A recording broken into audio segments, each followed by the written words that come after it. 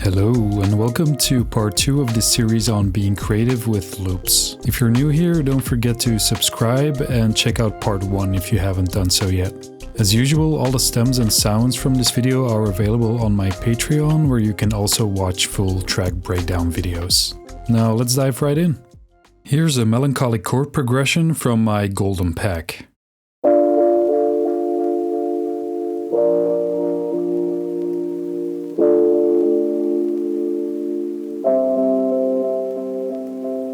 Instead of just dropping it in like this, let's reshape it into something a bit more original. The sample's name tells me it's in D minor, so let's go ahead and set the project's key accordingly. Let's right-click the loop and choose Convert Harmony to New MIDI Track. Ableton will now scan the sample and try to extract the underlying chords as a new MIDI clip. Live's chord detection is pretty solid, but not always spot on. With highlight scale and scale enabled at the top of the MIDI clip, we can easily spot and delete any notes that don't belong to the key. These are the ones that are not highlighted in purple. Live 12 introduced a super handy feature called Fit to Time Range. When you select a section and apply it, it turns all the notes in that range into long sustained notes that cover the whole selection. This is a very quick way to take a messy converted MIDI clip and turn it into a simple, clean chord progression you can build on. Let's see what we've got so far.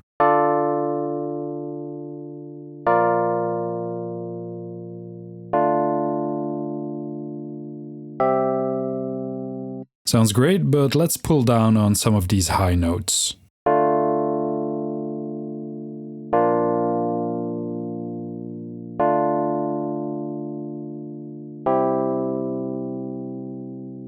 There are plenty of ways we can transform these chords now, and one of the quickest ones is to pitch them up a few semitones, which will instantly change the feel. Just be sure to update the project's key.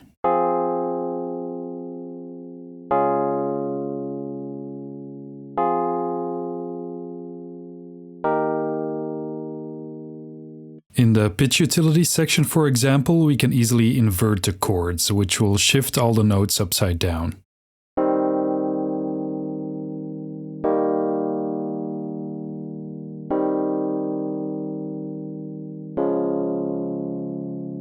Selecting reverse will change the order of the chords.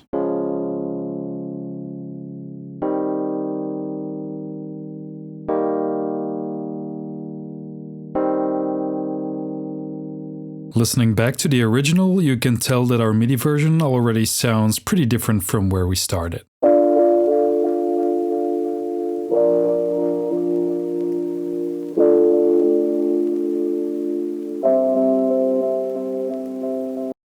Live 12's new MIDI transformation tools are incredibly powerful and packed with features for reshaping any MIDI clip. I might do a full deep dive in a separate video, but for now I'll just show you two of my favorites. First up is the Arpeggiate transformation, which, unlike the arpeggiator MIDI effects, actually prints the arpeggiated notes directly into the clip, so you can edit them freely.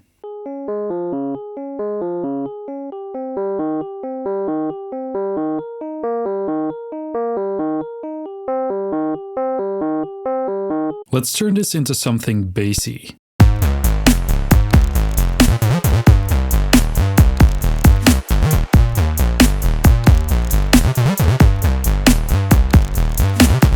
Hard to believe this bass arp came from that moody Rhodes loop, right?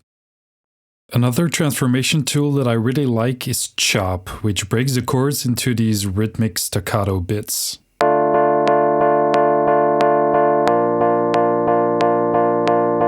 By deselecting a yellow square, we can remove those notes from the pattern.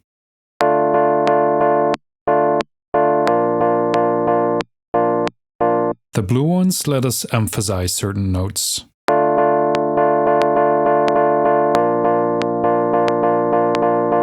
The gaps value lets you control how many times a chord plays before it gets skipped, which adds some nice movement.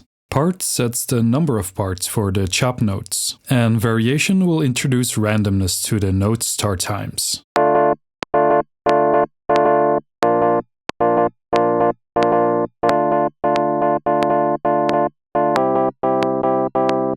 Let's tweak these parameters a bit and see how it affects the groove.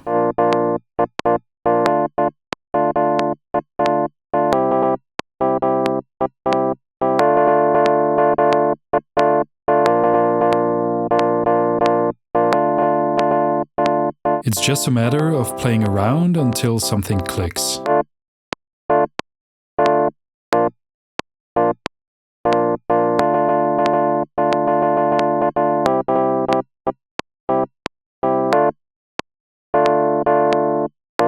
This is a perfect way to come up with bouncy, syncopated piano rhythms that are characteristic of these classic 90s Chicago house tunes.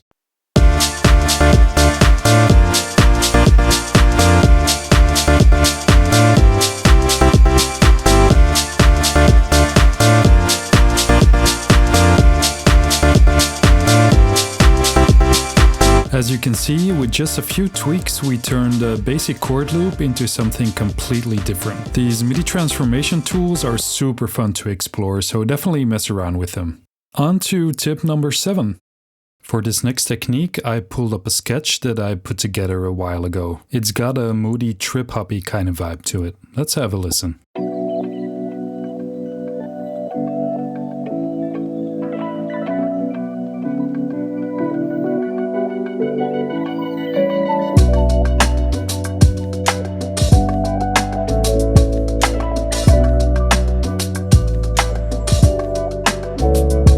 So a pretty vibey little loop. And then I also found this vocal adlib.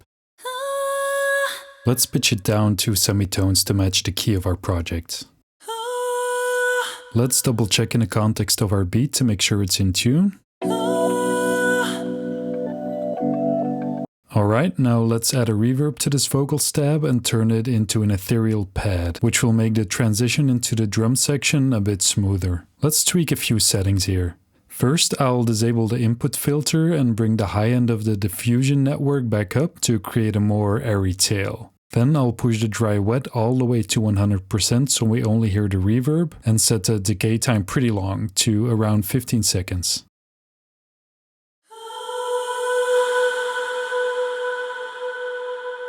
We now have this beautiful, almost angelic burst of vocal reverb. Let's bounce it to audio, crop out the reverb tail, reverse it, and place it right before the drums. This turns it into an atmospheric riser that smoothly leads into the next section of the track.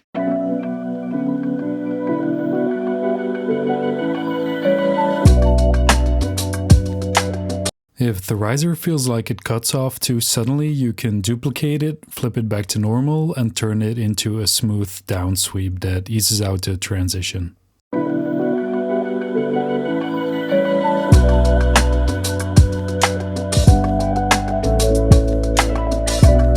Cool, this sounds beautiful, but let's spice it up a bit. I'm gonna build an audio effect track with 3 chains and add a shifter to the second and third chain. I'm gonna pitch the second one up 5 semitones and then solo it so we can hear how it sounds in context.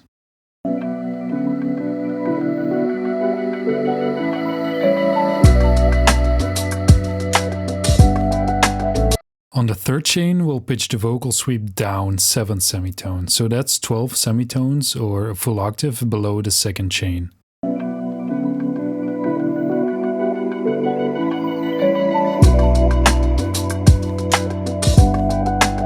Now if we blend all 3 layers together, the original pitch, the 5 up and the 7 down, we get this ethereal chord-like vocal sweep that carries the listener smoothly into the drum section.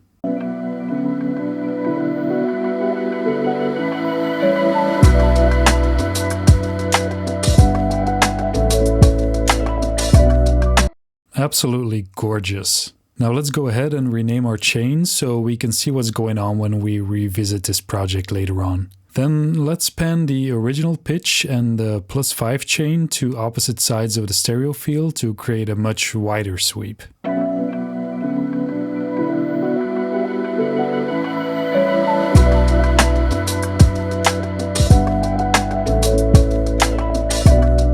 For the final tweak, I'm gonna clean up any potential low-end rumble with an EQ and then sidechain the sweep to the kick. Since I bounced the entire demo here, we don't have a dedicated kick channel, but by putting a low-pass filter on the sidechain input, we can kind of isolate the sub-frequencies of the kick. This way, the sweep ducks whenever the kick hits, creating a pretty cool pumping effect.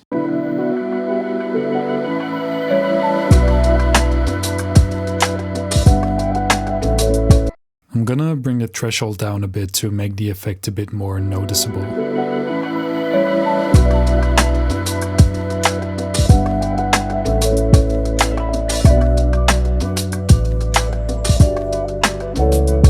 Yeah, I really love the atmospheric, almost dreamlike quality this vocal sweep adds to the track. Now, in this case, we use an element that isn't part of the song itself to create the sweep, but this technique also works beautifully to introduce a specific instrument. In my track Unconditional, for instance, I used the very first note of the trumpet solo to generate the sweep, which makes it blend seamlessly into the start of the trumpet line.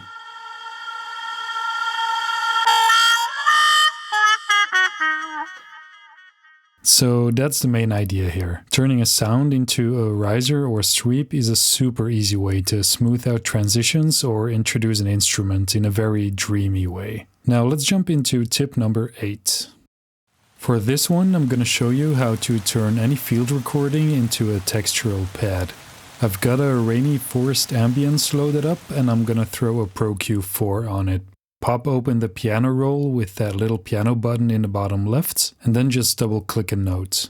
With the Q set all the way to maximum and the gain boosted all the way to the top, the note really comes alive because it's starting to resonate in the sound. Now let's do the same for the other Cs in the octaves above.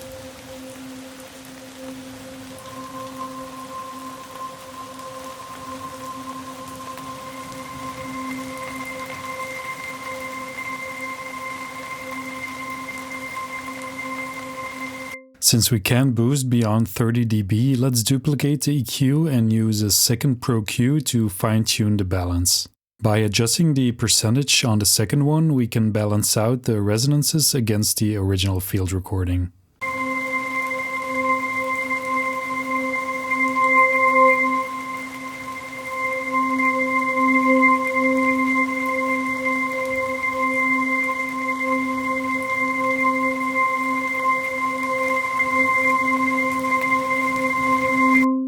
Unfortunately, Live Stock EQ doesn't have a piano roll, but you can always look up a note frequency chart like this, type in the frequencies for C on each band manually and boost them all the way.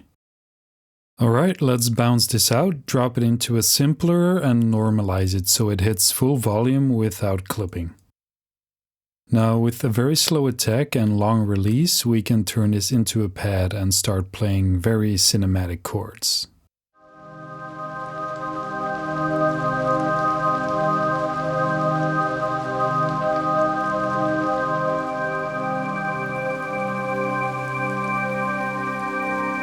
What's really cool here is that the field recording actually shifts along with the notes, moving up and down in pitch as you play. Oof, this sounds like it comes straight out of Burial's Untrue album.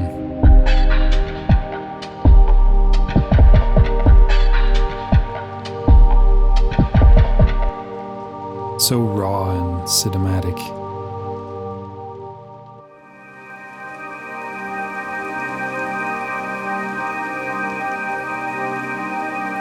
So just by using an EQ with very narrow bands, you can transform everyday sounds into unique textures. You'll find a bunch of similar field recordings in this video's Patreon pack, by the way. For technique number 9, I've pulled up this Rhodes loop.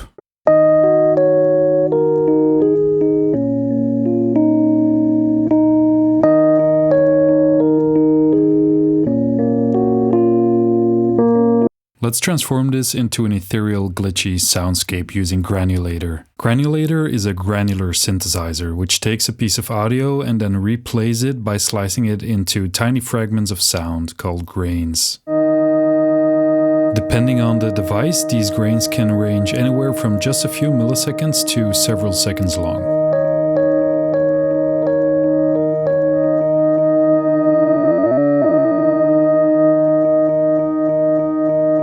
The position dial sets the spot in the sample that's being read.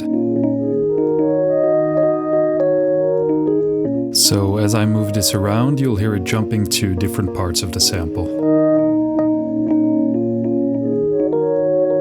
When we raise the scan control, the playhead begins to move forward automatically from that position, and the value shown indicates the scanning speed relative to the sound's original pitch. So every time I hit a key on my MIDI keyboard here, Granulator begins scanning from the point set by this position control.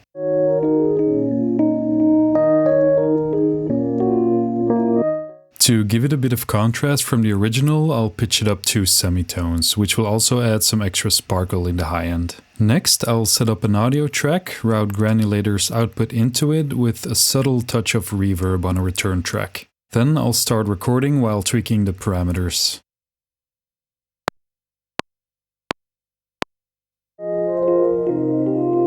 A great feature here is that every parameter can be modulated with a built-in LFO, which instantly makes the sound more dynamic. So let's dial some in and see what happens.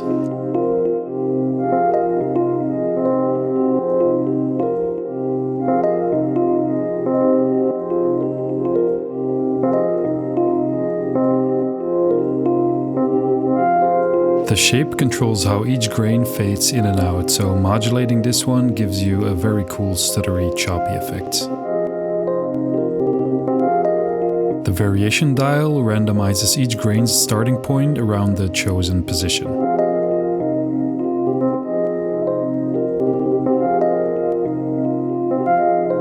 The goal here is to capture as many different textures as possible so that we'll have plenty of variation to create a dynamic loop later on in our beat. And the position dial plays a key role in that. Having both parts with a slow fade in and sharper plucky ones will make this recording much more interesting to slice up later. It's pretty much all about creating contrast. Let's move the position slider around again and add a bit of randomness to keep things unpredictable. I'm gonna jam on this for just a little longer and then we'll jump back in and start chopping the recording into a beat. Cool, so I took the recording, played around with it for a bit and chopped it into this slightly wonky loop.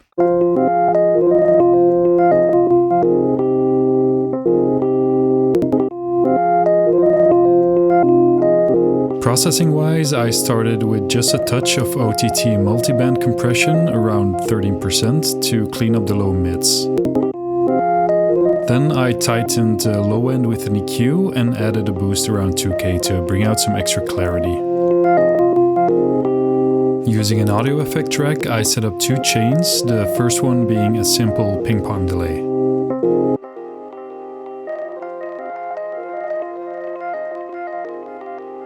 This adds some stereo depth to the otherwise mono Rhodes loop. On the second chain, I added a shifter, pitched up an octave, and used an envelope follower to modulate its gain.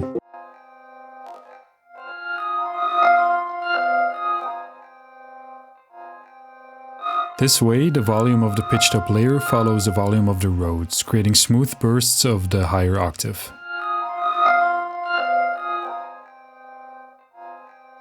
I then shaped this chain with some EQ and added a touch of reverb to give it some space. To top it off, I added a limiter to catch some peaks, followed by a compressor that's heavily sidechaining the Rhodes to the kick of the drum loop. The drum loop I'm using here is taken from my recent pack Head Nodders. You can grab it on Tracklip, Lander, or in my Patreon shop, for which members get a discount, by the way.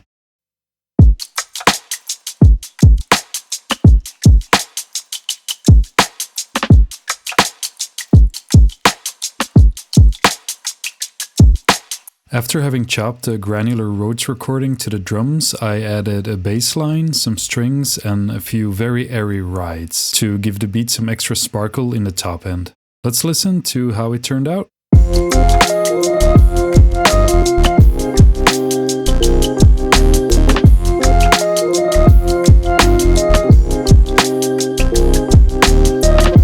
So by running basically any sound source through a granulator, you can turn it into a very textured dynamic layer that adds real life to your beat.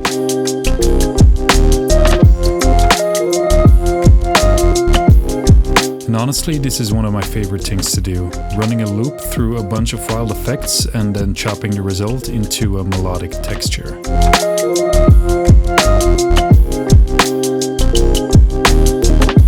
You'll find this beat and all its stems on Patreon too, by the way.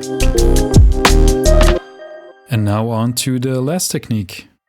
In the previous clip I already touched on envelope followers, and for this last tip I want to show you just how powerful they can be for turning a static sound into a dynamic groovy sequence. I've loaded up a warm legato bass groove from my melancholic jazz sample pack here.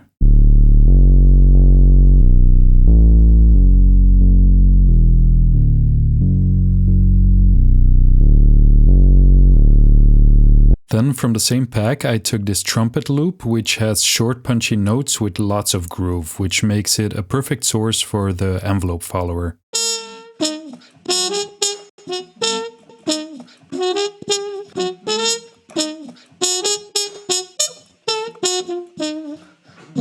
First, I'll add an envelope follower to the trumpet, which will track the trumpet's volume envelope and let us map it to pretty much any parameter in the project. Then I'll put an amp on the bass channel and map the trumpet's envelope follower to the amp's input gain. That way, the bass feeding into the amp follows the trumpet's volume, so the louder the trumpet peaks, the more the bass gets pushed into the amp and the more it gets distorted. We can already hear some movement starting to happen, but increasing the envelope follower's gain will make the amp's input respond more strongly. Fall controls how quickly the follower drops back down. Let's also lower the amp's input gain, which essentially shifts the whole envelope movement a bit downward.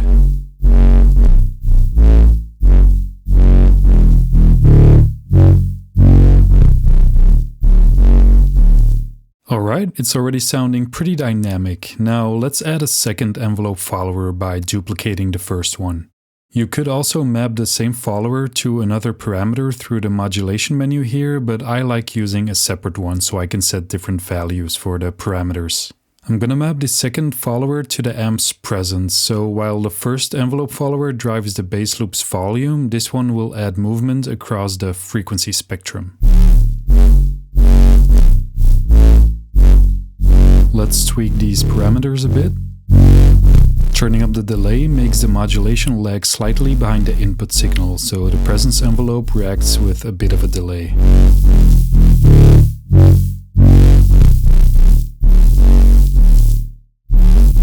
Now we've already added movement to both the volume and the frequency spectrum, so now let's bring in some depth with reverb.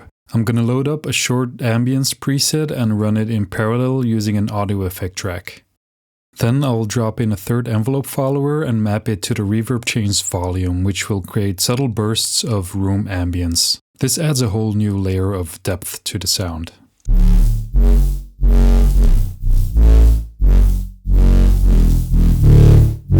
Let's dial in the settings so the effect isn't too obvious. This is a matter of taste, of course, but I usually prefer reverb to be felt rather than clearly heard.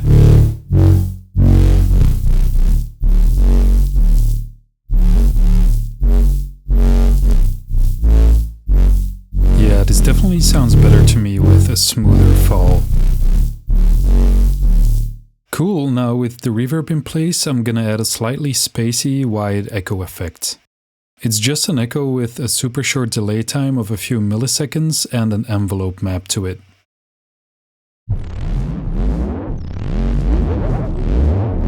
It sounds very floomy.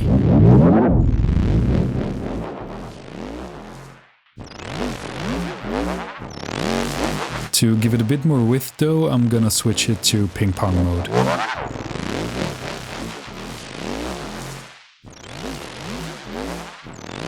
Let's dial in the settings a bit.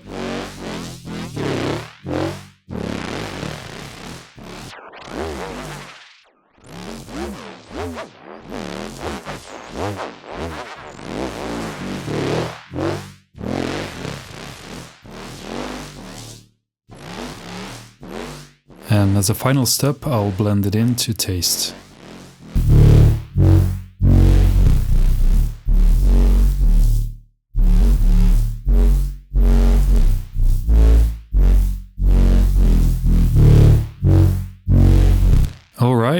let's compare this back to the original bass loop to hear just how far these envelope followers have taken it.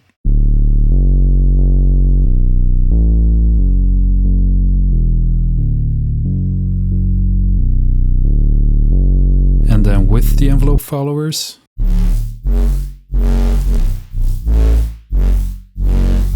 And then if I unmute this trumpet loop, you'll hear that the bass follows along with the trumpet's volume.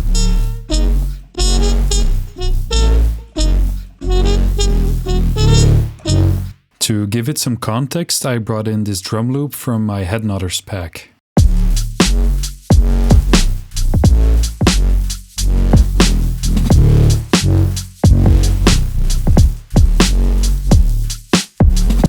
Let's swap out the original bass loop for an ARP I recorded on my Moog Matriarch.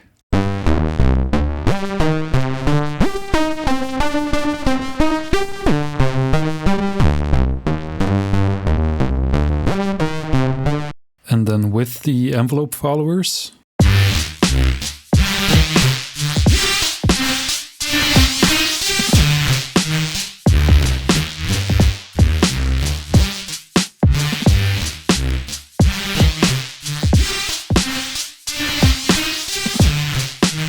Let's swap it out again, but this time for a synth jam that I recorded and ran through a granulator.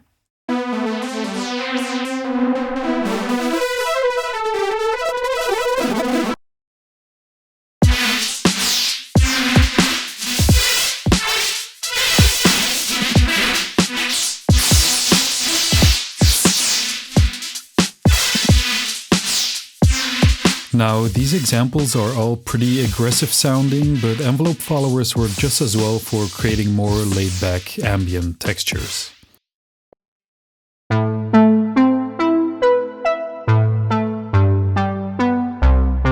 On this ARP, for example, I mapped the envelope follower to the chorus amount, so the louder the pluck, the more the chorus comes through.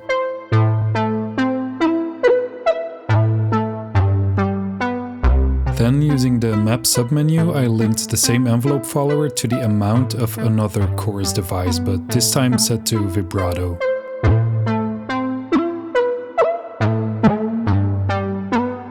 This makes the vibrato move with the pluck's volume.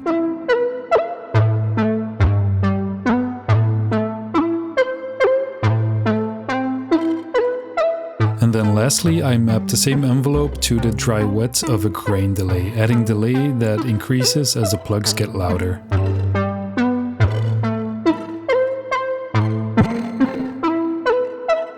So as you can see, the possibilities with this device are basically endless, and they can really transform a static sound into something very dynamic and evolving. Cool, and that's a wrap on this video about getting creative with loops. If you've got any questions, be sure to drop them in the comments and I'll catch you in the next video soon. Cheers!